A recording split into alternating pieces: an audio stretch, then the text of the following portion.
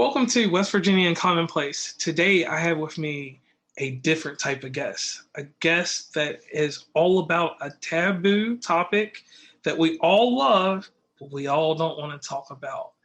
And she has a very special name, and everybody knows that I'm good with names sometimes. She allowed me to call her KD. So KD, I'm going to give you the floor, and please tell everyone your full name and disclose all kinds of information about yourself. Okay, I'm KamalaDevi, and I use the pronouns they, them, and KD is short for Kamal. My last name, by the way, is McClure, so it's kind of a funny. I've got a Indian name with an Irish last name, but I'm Jewish and Mexican myself, and so it's a whole mix. The melting pot. That's right, and the they, that, them is, instead of saying he or she or her or him, it's saying that I'm a melting pot of gender as well. So I really identify as non-binary on the gender spectrum. Okay. So let's get into some technical questions because you are a sex shamanist, correct? That's the proper term? Okay. Yes. Okay. So explain to me the terms pansexual and sexual shamanism. That's something that I just want to get out the gate right there so the listeners can get an understanding for that. Great. So a lot of people have heard of bisexual. You know, it's like, oh, I'm attracted to men and women. Well, what happens when you're attracted to someone who's not a man or a woman or considers themselves both?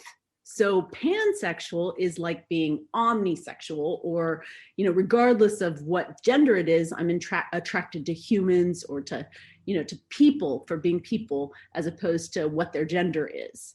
So I consider myself pansexual. And polyamorous means, the root of poly, of course, is many, amorous being love. The term actually is multiple relationships with the informed consent of everyone involved. So as opposed to multiple relationships where you're sneaking and hiding, this is where everybody's in agreement and it's all out in the open and people are choosing to have multiple loving partners. And just personally, because that looks very different for lots of different people, I happen to be in a 20-year open marriage.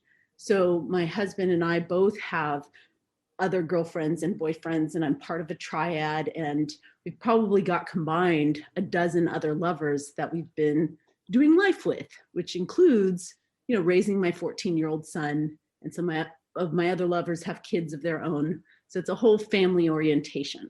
Okay. Now we'll go back a little bit. Where did you find your comfort in talking about sex? You know, I love that you're pointing out that we're not just born comfortable talking about sex. I mean, maybe we are, but then it gets conditioned out of us. Like, ooh, that's something you should do in private and behind closed doors. But what I find is that the more that secrecy and darkness and shadow tends to breed pathology. So when I came out at age 15, that my mom said, a lesbiana, and she whispered it as if it was cancer. And I thought, oh, whoa, you know, this is not something dark and shady. This is actually, I love my best friend and I feel really, you know, like this is a healthy, beautiful thing. So I had to work really hard to start talking about it, not just in my family, but in discussion groups and getting other people to talk about their attractions. And it's not just who you're attracted to, it's like what kind of stimulus you like, or what kind of fantasies you have, or what kind of like sexual wounding and history and past do you come from, and that you're trying to heal. And the more we talk about it, the more whole we become. Okay, that makes sense there. So let me dig a little bit deeper. So you have a comfort in this.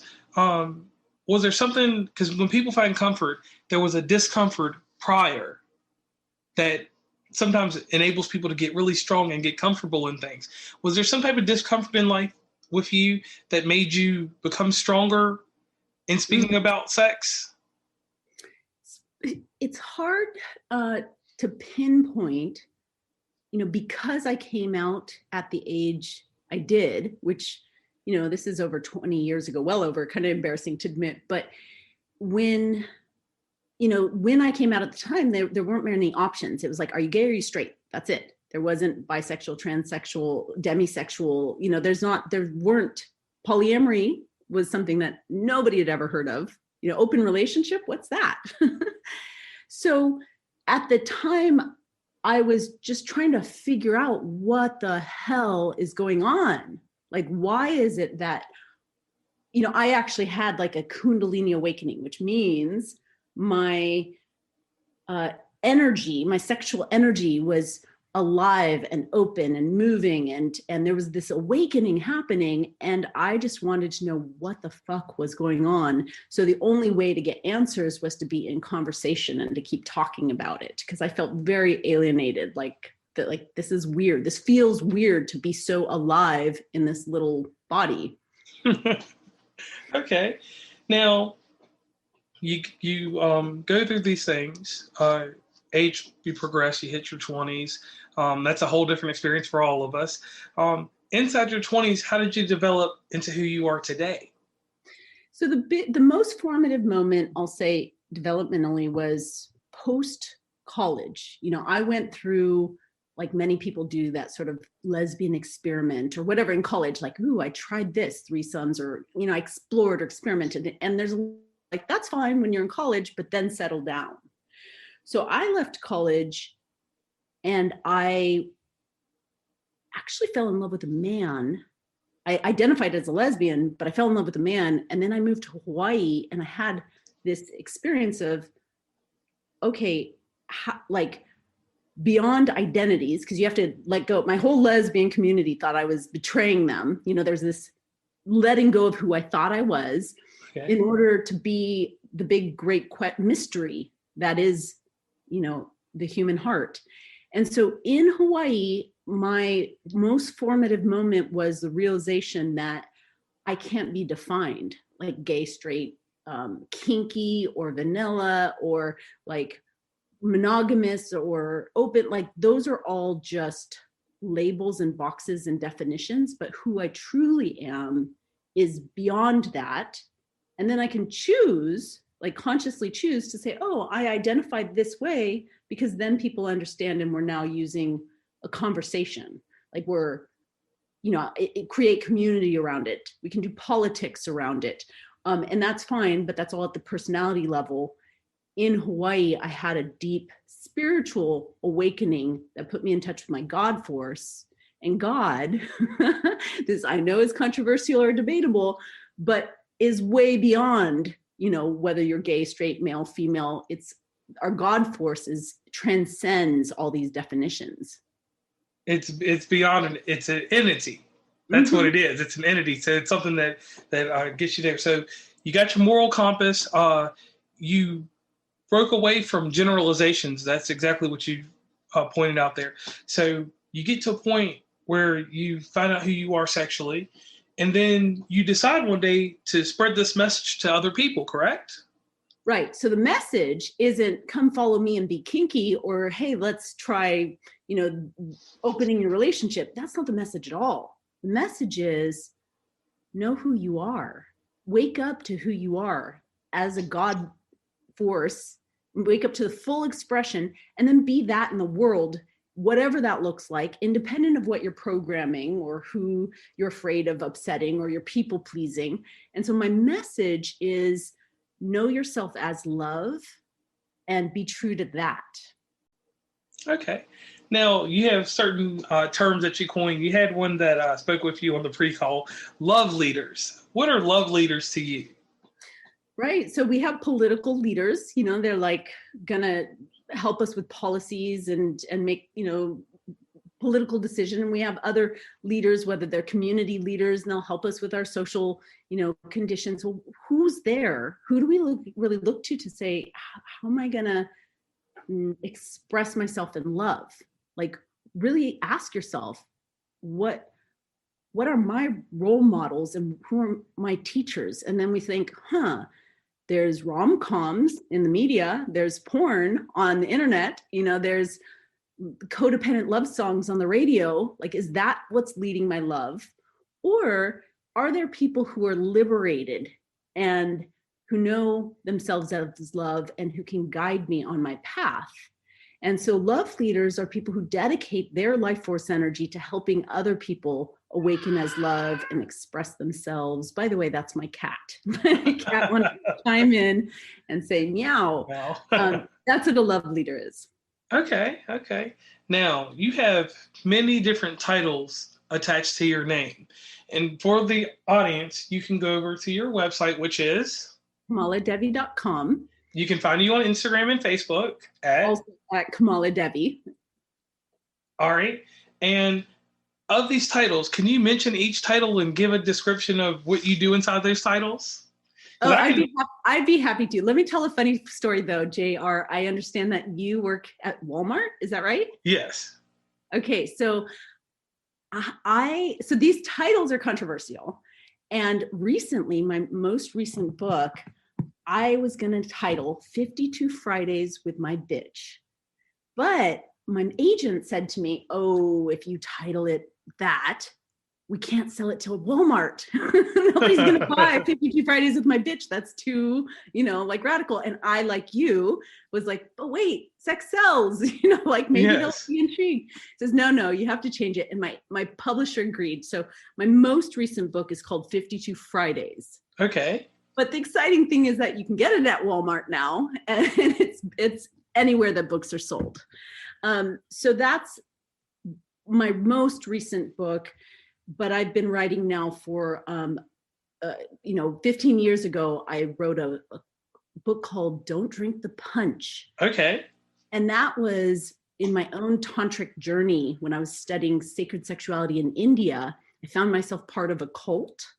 And in coming out of the cult experience, I decided to make a novel, like an adventure story, that teaches Tantra. And so that's a adventure story that actually gives lessons. In fact, all of my books have that kind of quality of entertainment and education. The next book I wrote was called Sacred Sexual Healing, which is a wonderful manuscript, like a text for love leaders. It has tons of exercises and tools to release sexual guilt and shame and fear. And it also teaches sex magic, which is, that's where we do this like dedication of our orgasmic energy to our intention, our dreams, our goals, and we can actually manifest our reality with our sexuality. Okay. Yeah, and then I had fun with two art books. One is called Sacred Slut Sutras, and the other is Polyamory Pearls. It's even a tongue twister for me, the author. Anyway, these two books are like poetry and art that really transmits the heart of the path, the sacred slut or someone who's on the polyamorous path. Okay. And then the most recent book, besides the 52 Fridays, is called Sex Shamans. And this is a compilation, like I've got a whole anthology of different stories of other love leaders. Some of them are witches and rabbis, and I've got a runway model and a skydiving instructor who had awakenings and became sex shamans, and it tells their stories. Oh, wow. So I want to dive in a little bit. We'll go back to the other two books in just a minute. Sexual guilt. Just because you're an expert and just because I know that people want to know this, how do you get out of sexual guilt? Mm-hmm. Yeah, so guilt is a tricky and sticky feeling. It's a feeling of like, and I'll make the distinction between guilt and shame. Guilt is like, oh no, I did something wrong, something dirty, something bad. And shame is, oh no, I'm wrong, I'm dirty, I'm bad. And a lot of times when we have like a very natural, healthy impulse to make love or to penetrate or to be seduced, like these are natural impulses. And then the guilt comes up because then we start thinking, oh, I shouldn't be feeling that way. Now, one of the biggest ways to heal is to create a wedge of awareness between what you're feeling on the inside and what you're doing on the outside. And so the more we cultivate this awareness that your fantasies and your feelings are welcome, and we can give permission to that. However, we have to learn impulse control and delayed gratification and how to negotiate a consensual scene. That, you know, you're welcome to feel and think anything you want, but there's a moment in which when you're going to act, you want to make sure that it's with full consent of everyone involved. And that helps as you build that muscle. Then you feel like, ooh, I can celebrate my freakiness and I can act on it only when there's permission. And then there's no need to feel guilt and shame because it's something that's welcomed. Okay, I like that answer there because, you know, people get into situations and I say this, like, you know, you're in a relationship for a long time or in a multiplicity of relationships, and you know you develop a certain sexual urge for that person, and then a certain sexual need for the person, and then a desire, and then you get to the point where at some point, and I know it happens to everybody, you get to where it's not so much a sexual desire, you know, in certain areas. So fixing that guilt could probably help a lot of people there. Now, let's dive into 52 Fridays real quick. What inspired this? Woohoo! This is a really fun book. It is, okay, I was on a reality show. Okay. It's called Polyamory, Married and Dating on Showtime. Okay. And for 2 seasons, the camera crew from Hollywood came into my house. I live in San Diego, by the way. And they recorded, you know, negotiations that I had with multiple lovers. They followed us on dates. They watched me having breakfast with my son at the kitchen table. You know, they showed our everyday life, but then they even showed our life in the bedroom. Oh, an adult program. It's cable. So they yes. followed us into the bedroom. And so many people after the show were like, oh, how do you do it? Like, how do you negotiate threesomes? How do you create these kinky parties? How do you, you know, just like, looks like you have the American dream, but you also have this wild fantasy life. And so the book, 52 Fridays, after the show was done, and by the way, I was burnt out. Like, it's hard to be on camera and it's hard to be in Hollywood. And I was getting hate mail and I was just like, okay, I need to escape into a fantasy place that is fun and healthy and educational. And I want to answer that question. How do I do it?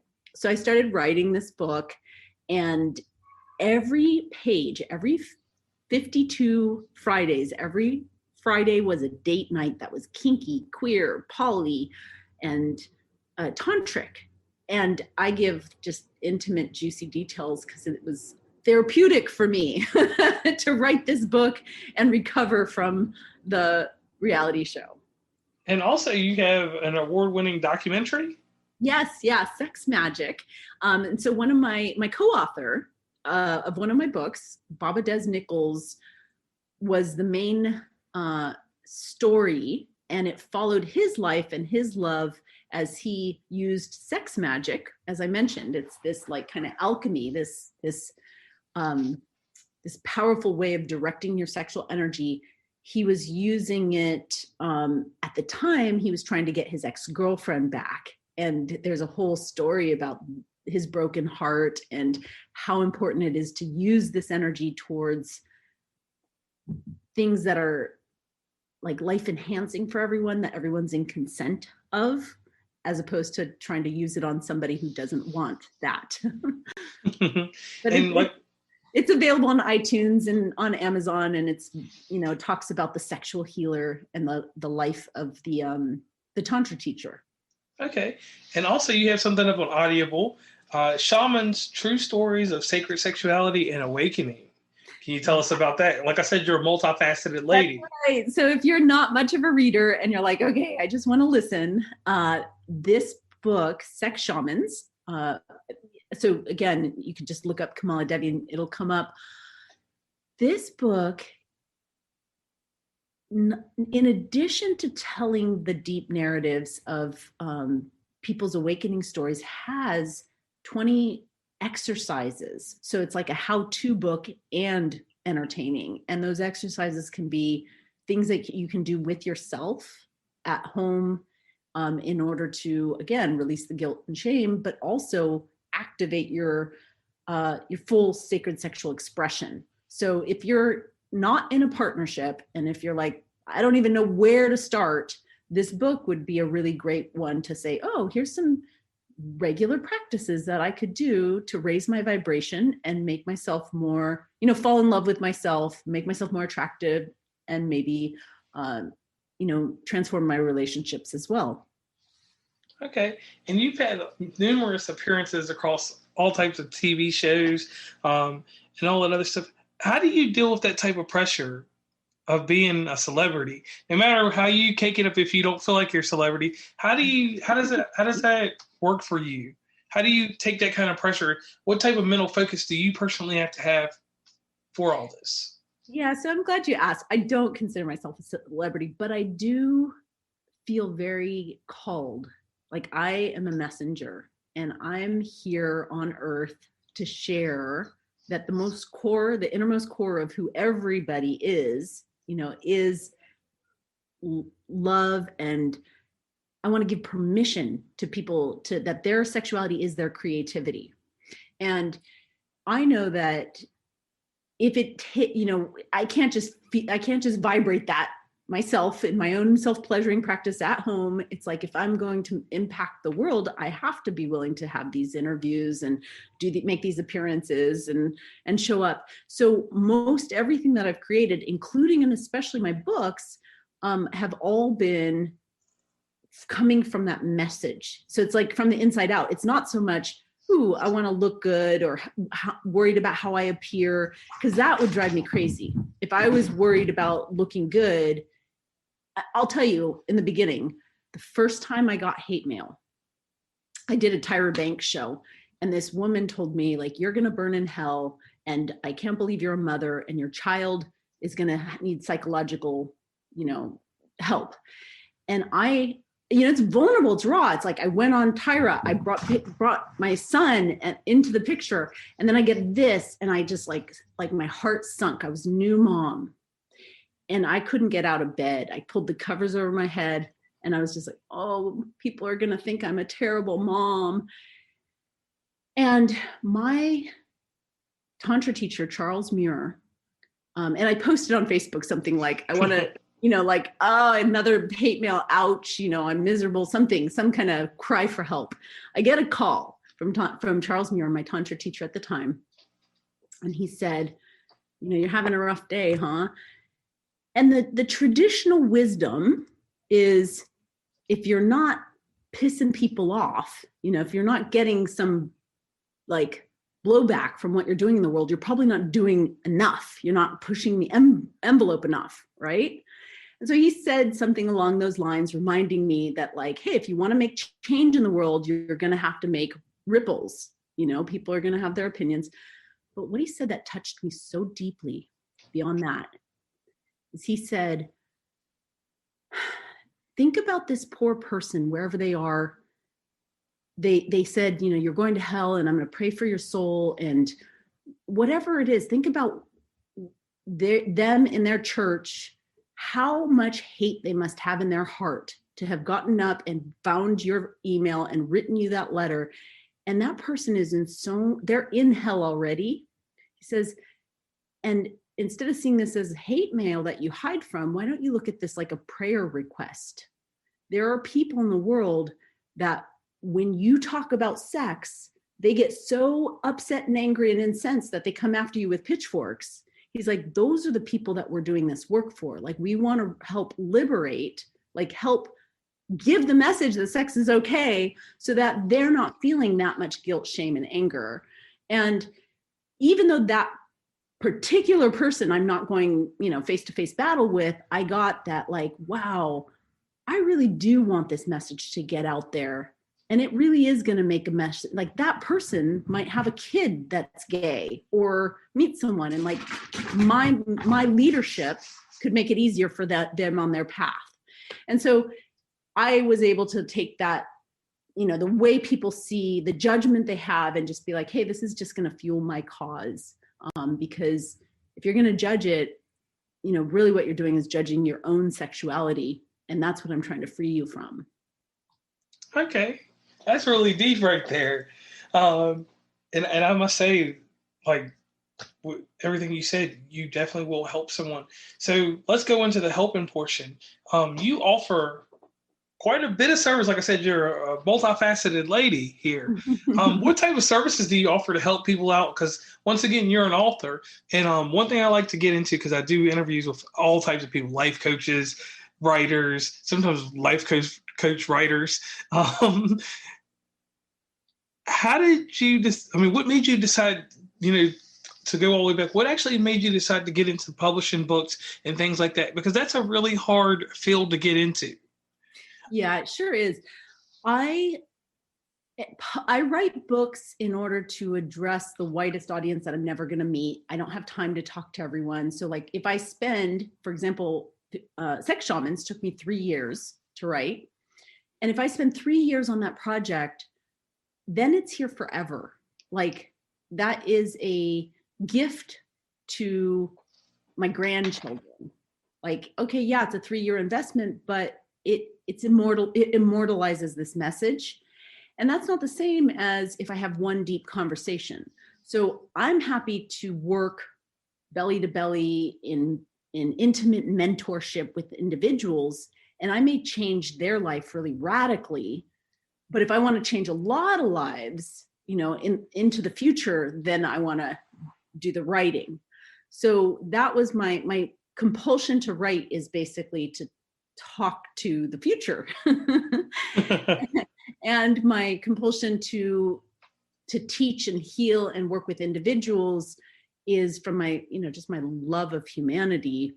I'm particularly interested in working with artists and visionaries and other leaders who are changing the world, so that I can support the leadership. And if you're not, like if you're interested in working with me and you're not those things, like I have courses and classes. The best way to, work with me is to go to KamalaDevi.com, get on my mailing list, and then I'll send out special invitations to all kinds of things. Right. And also one thing that caught me off guard was the actual mentorship for writing, and stuff like that, because too many times people get out here and start writing things. They get it to KDP, which is the Kindle thing. They get it to one of the self-publishing schools that are out there, and then they get turned away. Not at KDP, but at the self-publishing, they'll be like, hey, you need to go back and do this. But for someone like you to actually take your time out of your really busy schedule to help out with that, that's amazing. What made you want to do that? Yeah, so, if I'm really honest, it's not like I made a decision to do this or to do that. It's not strategy. It's sort of like operating instructions from the goddess. Okay. Like I genuinely feel called to do everything I do. And sometimes it's like, oh, I guess this is what I'm doing because this is where the energy is. And I love working with writers because when we commit to writing, we're committing to becoming something that we don't even know who we're going to become, because the journey of writing is so transformative. And I feel that it's transformation for the writer that then translates to, potential transformation for the world. So it's one of those, like, I give and it gives back tenfold to all of those readers. So I'm happy to help writers because they're doing good work in the world. Okay. Now, just to throw the listeners back in, because, when you're doing a podcast, they get into certain circles and some people skip through the podcast. Can you tell everybody where they can find you? Can you tell them about these 2 books real fast, the newest ones? Because once you find the newest ones, you can find the rest of them. Of course. So KamalaDevi.com.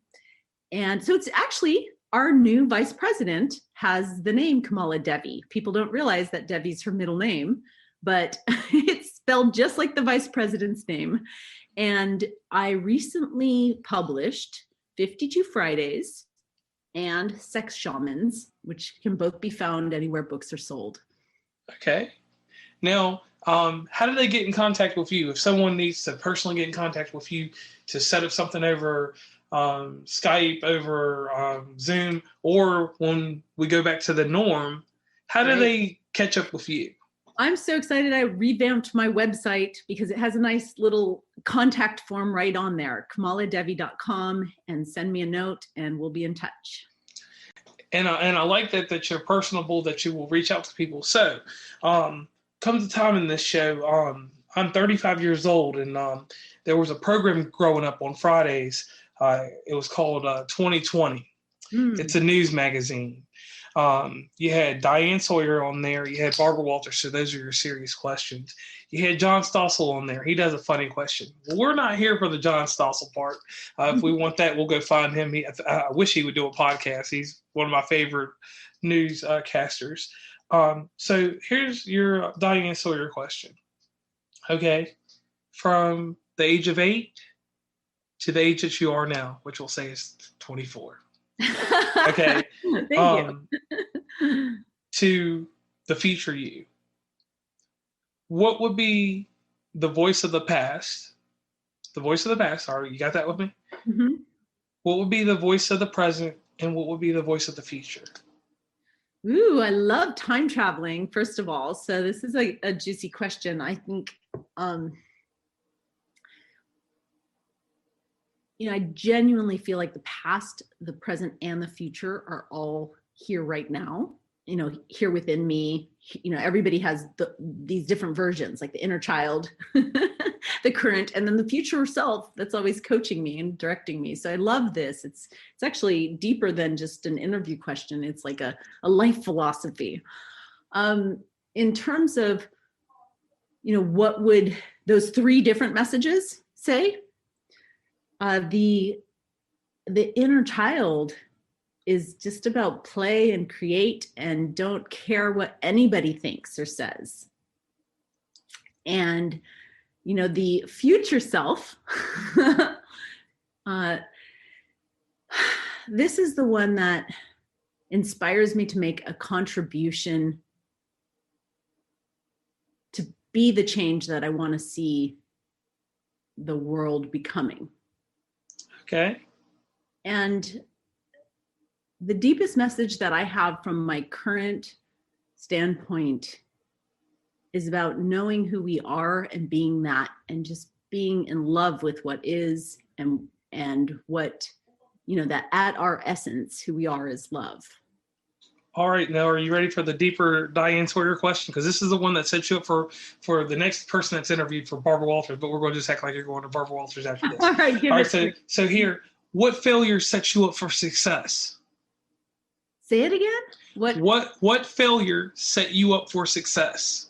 Okay, interesting. So I had a nervous breakdown after the reality show. I alluded to, like, I was burnt out and I needed to write a book, and that was therapeutic, but really it was a deep psychological split. I genuinely put way too much into that project, and it resulted in a series of breakups and heartbreaks and loss. And then I broke up internally. And to recover from the depths of that depression, it really was, I didn't know, there was suicidal thoughts, and I didn't know I could make it back. To recover from that, like, the dark night of my soul gave me so much compassion for how many people are living on the edge, and how much, how tender and vulnerable it is to love and to lose. And then the success that comes out of a nervous breakdown is I got to rebirth, like everything died. And then who I became through that is most consistent with my God self. Okay. Now for the Barbara Walters question. And this is Barbara Walters always had a nice spin on things. And the one thing I take from her journalistic integrity is a question that you giving back to the audience and to the community. So here's a question. What would you say to the next Kamala on how to go about the same path as you, or a similar path? Maybe not the same, we'll go similar. What would you say to them? And what would be the 4 things that you would tell them not to do that you did? Ooh, so it's sort of a cautionary tale. Don't have these regrets, right? We won't say regrets because that's a little strong, but we'll just say. Right. Okay, so the 4 things not to do. Yes. Woo. Wow. And I'll give you time to think. And I do want to say this to the audience. All this is improv right here. This last, the Diane Sawyer and the 2020 thing, everybody gets hit with this, but I don't allow you to know the questions or give you any type of things. We did go over some things before we recorded, but I didn't tell you anything about this. So this is kind of putting her on the spot. When I was, I can actually say there were 4 episodes of massive psychological instability in my life. I mentioned the nervous breakdown, but I was also postpartum depression. After I had my baby, I wanted to die. There was moments in my identity crisis search for self when I felt that I would,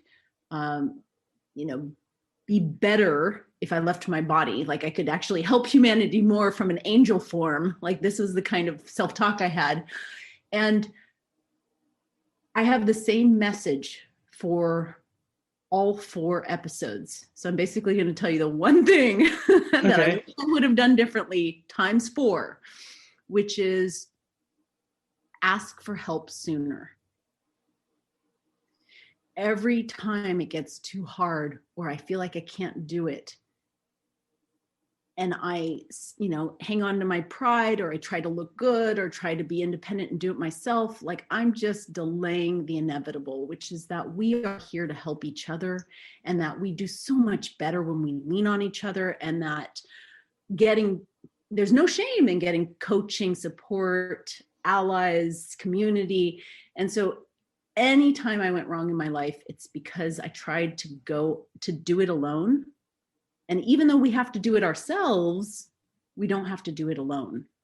So I wish I would have asked for help earlier. And I like that message because that helps people, because so many people, and even I'm guilty of this sometimes. Sometimes I do need to ask for help and I just don't do it. I do it on my own. And that's one thing that we all can work on there. So Katie, we're to the end of this episode. I want to thank you very much for coming on. I want to thank you for your message. I hope that 52 Fridays, Sex Shamans, and everything sexual you're involved in continues to prosper. Thank you. You too. And lastly, is there anyone you want to give a shout out to? Because we all have makeup that we put on, but there's someone that told us what type of makeup we should use. So is there anyone you'd like to give a shout out to? I will do a little prayer request. My brother Carlos is in addiction recovery, and I'm just sending so much light and positive energy to him as he's making it through that wormhole. Okay. And once again, I want to thank you for being on West Virginia and Commonplace. It's great to learn about different people. So many times people like to stay squared and don't look for circles. You're one of those circles in the world, and I want you to keep doing that, because we need more circles than squares, because circles are better than squares. Thank you, JR. All right. And we're signing off.